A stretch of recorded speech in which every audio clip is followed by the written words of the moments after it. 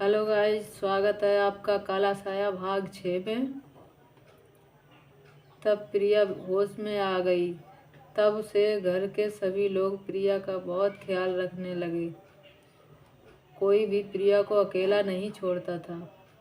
कुछ दिनों के बाद प्रिया की भाभी बीमार हो गई। इतनी बीमार कि उन्हें बहुत कमजोरी महसूस होने लगी। उठते बैठते परेशानी होने लगी। तो डॉक्टर से दवा दिलाई, आराम नहीं मिला।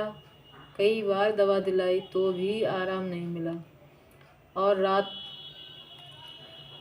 और भाभी रात में उठकर चिल्लाती थी कि बचाओ, ये मुझे उठा ले जाएगा, इसे रोको, ये मुझे मार देगा।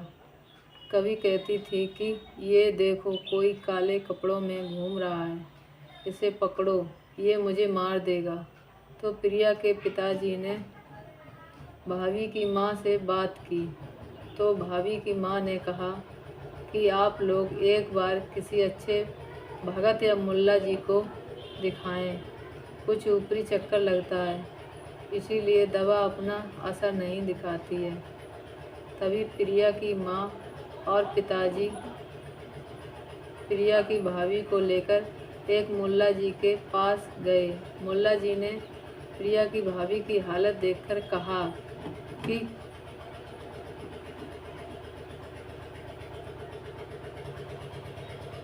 कि इनके ऊपर तो बुरा मसान है और 2 प्रेत आत्मा। तो प्रिया की माँ ने पूछा कि आप बताइए मुल्ला जी, क्या करें। तो मुल्ला जी ने कहा कि 1101 रुपये दीजिए और 3 दिन के अंदर आपकी बहू सही हो जाएगी। और मुल्ला जी ने 1101 रुपये प्रिया की भाभी को 1 रुपये लेकर प्रिया की भाभी को लोबान, तेल, जल और राख दे दी और कहा कि लोबान का धुआं करें, तेल को बालों में लगाएं, नहाने के पानी में ये जल डालें और राख को हाथों पैरों में लगाएं। 3 दिन हो गए, लेकिन प्रिया की भाभी की हालत पहले जैसी ही थी।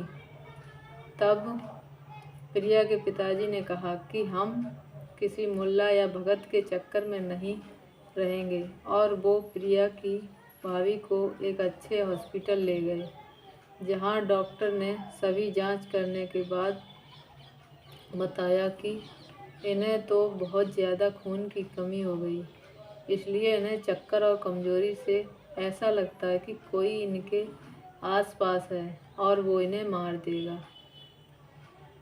तब प्रिया को समझ आया कि काला साया जैसा कुछ नहीं होता, और फिर प्रिया के भाई ने भी कबूल किया कि वो ही प्रिया के ऊपर कपड़े फेंकते थे, वह उसे डराते थे। और इस तरह प्रिया कम से